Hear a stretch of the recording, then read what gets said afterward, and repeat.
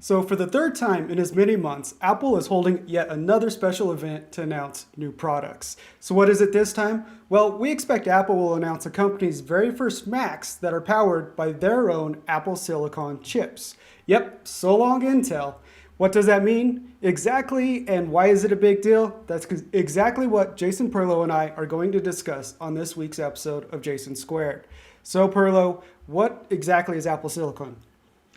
So Apple Silicon, Jason, is the company's own series of ARM instruction-based microprocessors. Okay, just as we've seen running on products such as the iPhone, the iPad, the Watch, Apple TV for the last decade. But now the chips have been adapted to Mac computers as well as the OS itself, Big Sur, otherwise known as Mac OS 11. The short answer, it means no more Intel chips. Yeah, it's this move for Apple of ditching Intel and going to their own processors has been a rumor for I don't know the last 4 or 5 years, Yeah. and it kept every time it'd come up, it'd say it was a couple years out, a couple years out, and then back in June at WWDC, their developer conference, they announced, hey, we're making this move. Not only are we making it, we're going to do it this year, or at least start the transition this year with the first products available by the end of the year. So it's a big deal. Intel really dropped the ball with Apple and actually with all of their customers as a whole, missing ship targets and everything else. This is a big deal for Intel to lose Apple, especially over the course of the next couple of years as they move more computers to their own silicon processors. And we know that the performance is there based on what we see in Apple's iPads and iPhones on a daily basis. So the performance is there. They just need to be a little bit beefed up, I guess you could say, in order to improve the experience on a Mac. So what kind of Macs are we expecting exactly? Do we know? Well, I mean, the whole line, eventually, right? So, I mean, Apple has said that it will completely transition to Apple Silicon by 2022. Yeah. So, that means, MacBooks to Mac, all the way up to Mac Pro, right? But, Bloomberg has said we should see potentially a MacBook Air and maybe, two MacBook Pros next week. The DTK, otherwise known as the Developer Transition Kit that Apple sent to its developers under non-disclosure, was a Mac Mini with the A12Z processor that was in the 19 or 2020 2018. iPad. Yeah, 2018. 2018 iPad Pro. So it's probably safe to say that we're going to see that, with refreshed internals, probably an A14 derivative processor that's in the current, iPad Air and the new iPhones. And, we've also heard that there might even be a new large screen iMac in the future. Now, but personally, I want to see a production version of that DTK, a Mac Mini with Apple Silicon in it, an A14 or something. My wife's Windows laptop, that's like 4 years old, is due for a PC upgrade, and I think that's what I want to get her this time around. I want to be an all Mac house if I can get away with it.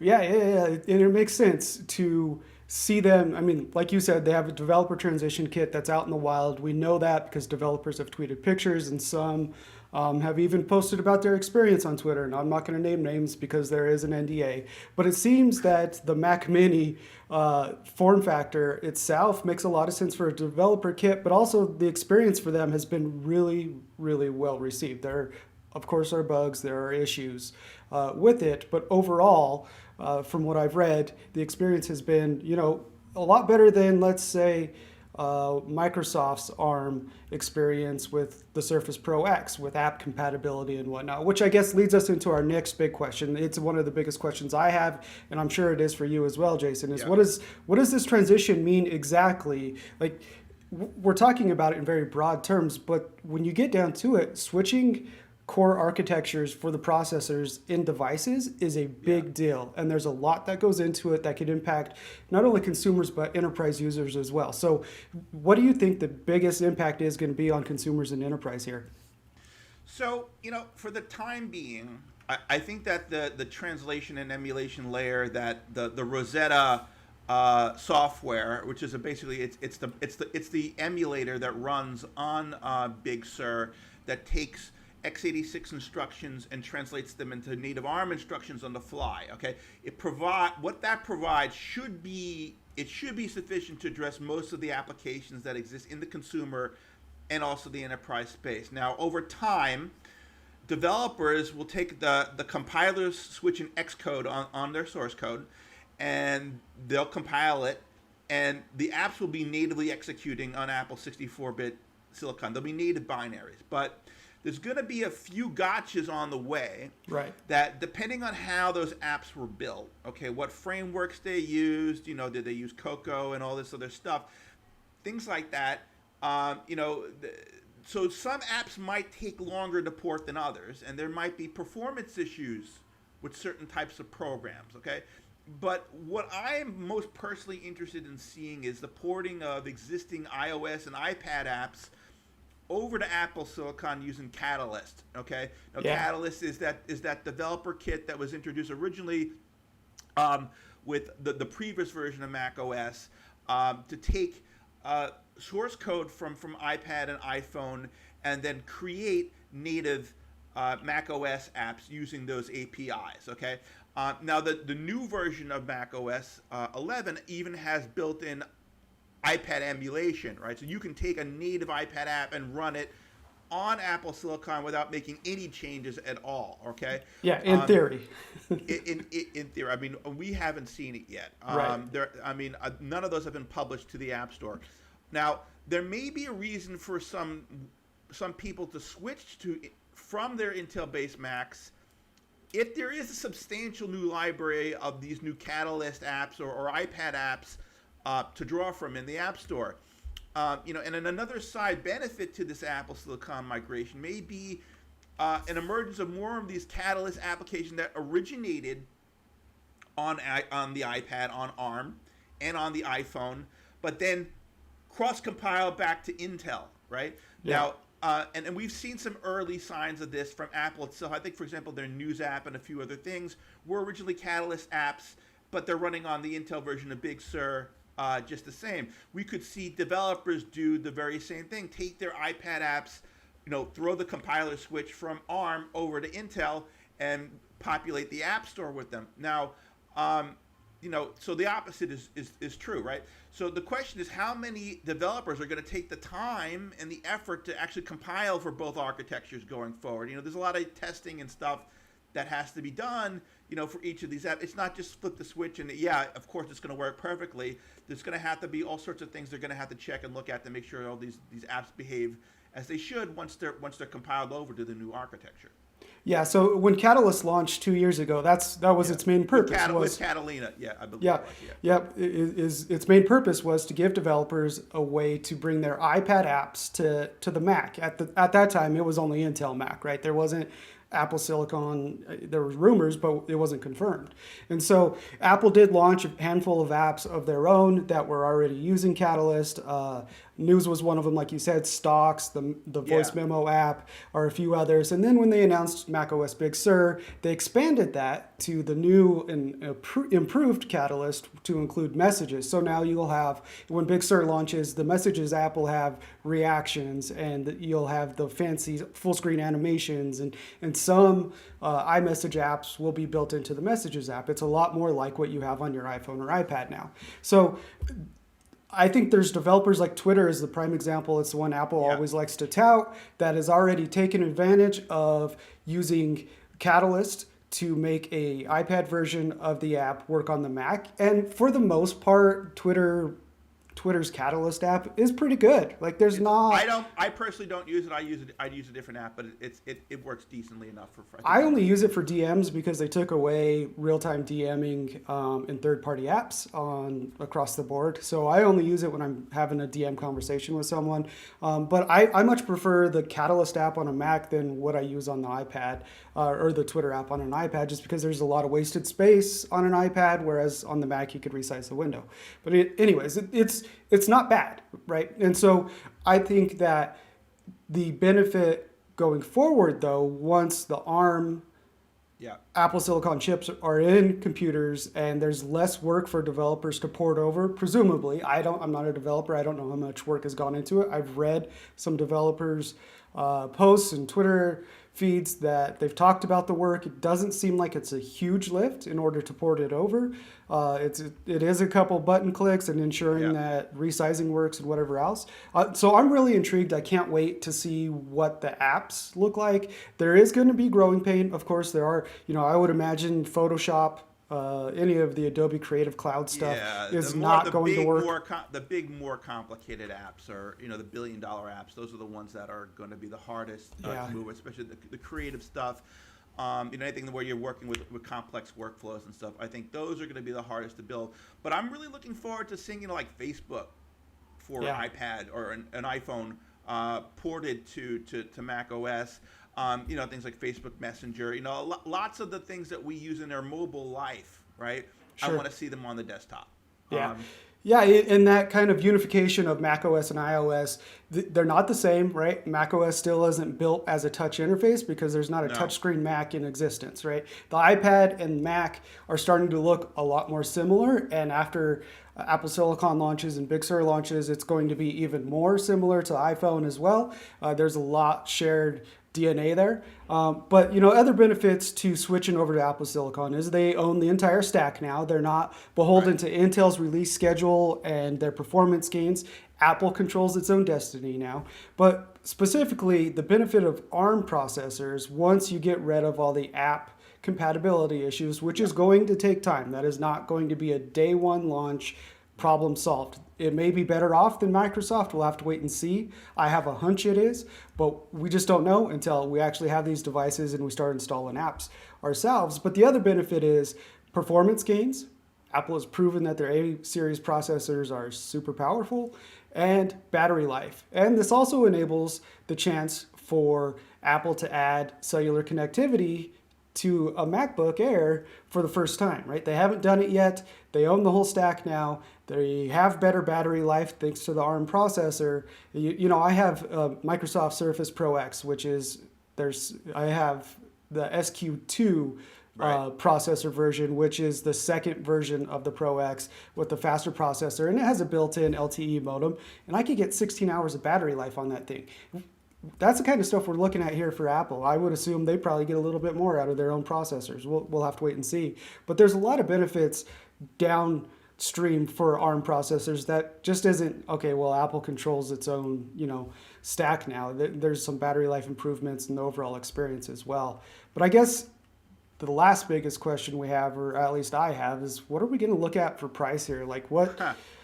Is Apple going to charge a premium for the first generation for the early adopters like they normally do? The Apple tax, as it's often called, is, hey, if you're going to get on board early, you're going to pay a little bit extra. And then a year or two, they start passing down the cost savings. Or is it going to launch at the same price that the Intel Macs are shipping at right now? That's my biggest question. And I don't have an answer. What do you think? So, Jason, I honestly, I expect them to cost about the same as they do now. Really?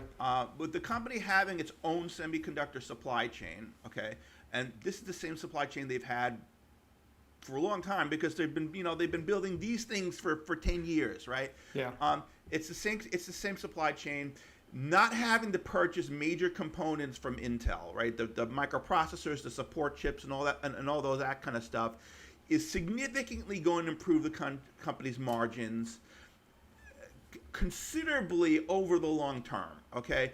Now, if they were to be more expensive, I think that would backfire. But there's really no reason for them to make this more expensive when they're going to enjoy a considerable a margin improvement. I mean, there's no question they're going to they'll probably improve their margins by at least 20%. By using their own supply chain and their own manufacturing processes and all that kind of stuff. So I'm hopeful that they're going to cost about the same. I don't think they're going to be cheaper, but they'll probably cost about the same. Yeah, so I guess another question is, what's the in-store experience going to be like when someone walks in after these new MacBooks are out, let's say 2 weeks from now, a month from now, and they're doing some holiday shopping, hey, I need a new MacBook for, my kid, they're getting ready to go off to college, whatever it is. How do they differentiate? What's the sales pitch for there's this MacBook that has Apple's processor, or there's this MacBook that has Intel's processor, and they're the same price? Like that part of it, I can't work through. So the question is, what do they do with the how are they going to retire the existing product Right. line, right? Right. So I bought a 16-inch MacBook Pro for work. It was a work asset. They told me to go spend a certain amount of money, go buy a Mac, and I bought the 16-inch MacBook Pro. The question is, are they going to retire that 16-inch MacBook Pro immediately, or are they going to have an Apple Silicon MacBook Pro and an Intel MacBook Pro simultaneously in the same way that they've allowed the iPhone 11 to still be on sale while the iPhone 12 is on sale? Now, I can't answer that. I mean, obviously the Mac Pro, I don't think they're going to introduce an Apple Silicon Mac Pro right away. I don't know if they're going to introduce a Mac Mini right away. I mean, there's a lot of things that how they differentiate and where they launch and when they launch them is your guess is as good as mine. Yeah, and how they show them on the floor. That's assuming people go into stores anymore. Right. And Yeah. just go. I mean, everything Well, is. it's an even bigger problem on a website, right? Like Right. scrolling through the Apple Store on or Best Buy or B&H Photo, whatever it is, wherever you go to buy your computer, having two options and no one there to explain the difference and the benefits and the setbacks you're going to have by going to Apple Silicon on day one versus sticking with Intel, but over time that's going to be obsolete a lot quicker than it would have been before. Like there's a lot there that they're going to have to explain. App support on day one better just be blow us away. Well, Is what it comes down to. They can't throw the 2020 and 2019 Macs as far as support for those systems in the garbage or in the bathwater that quickly. I mean, I expect Apple to support my 16-inch MacBook that I have for work right now that I bought in February of this year for 4 years at least in terms of Mac OS support, in terms of applications in the store. All that. So I'm not concerned as a consumer and as a business Mac user that my product is going to go obsolete immediately. I mean, that's really not the concern. Yeah, and I didn't mean that they were going to stop supporting it. I just mean that the company as a whole is moving away from that, and where the company moves, developers follow. The new improvements and the innovation follows that as well. So, if you buy an Intel Mac now, with Apple Silicon out, how long are you truly going to be able to take advantage of the new features that Apple offers? Yeah, I mean, that are specific to Silicon. They may discontinue them from a direct sales perspective. Yeah. But I think that the channel, the Amazons of the world and the Best Buys will still have a certain amount of Mac stock sitting out there, and maybe we'll see price drop on some of those Intel models as a result of this transition. I'm hoping for some Mac bargains, frankly. Yeah. As a result of this. So. Hey, it could be a good byproduct of it. Yeah, so I think the biggest things are which Macs are we going to see? Like we said earlier, 13-inch MacBook Air, two MacBook Pros, 13 and 16-inch is what Bloomberg is reporting we will see next week, with other Macs later in 2021, including a Mac Pro was the rumor that's half the size of the current Mac Pro.